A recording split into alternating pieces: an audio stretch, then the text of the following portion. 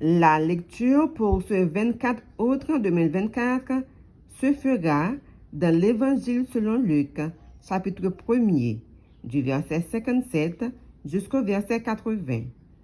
Luc 1er, verset 57 à 80. Je lis pour vous.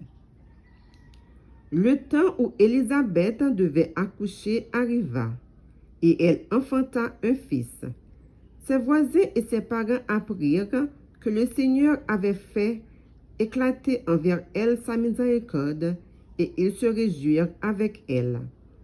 Le 8e jour, ils vinrent pour circoncire l'enfant, et ils l'appelaient Zacharie, du nom de son père. Mais sa mère prit la parole et dit, « Non, il sera appelé Jean. » Ils lui dirent, « Il n'y a de ta parenté personne qui soit appelé de ce nom. » Et ils firent des signes à son père pour savoir comment il voulait qu'on l'appelle. Zacharie demanda des tablettes, et il écrivit, « Jean est son nom. » Et tous furent dans l'étonnement.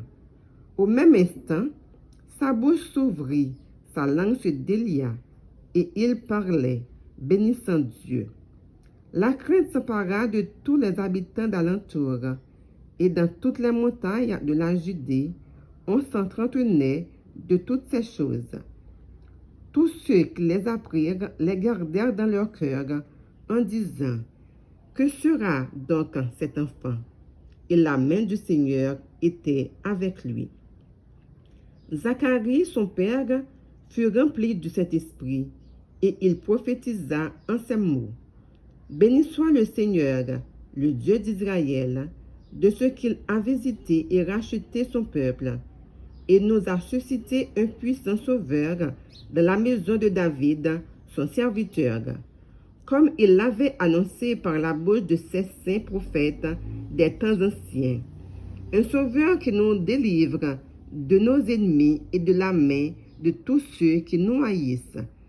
C'est ainsi qu'il manifeste sa miséricorde envers nos pères et se souvient de sa sainte alliance, selon le serment par lequel il avait juré à Abraham, notre père, de nous permettre, après que nous serions délivrés de la main de nos ennemis, de le servir sans crainte, en marchant devant lui dans la sainteté et dans la justice tous les jours de notre vie.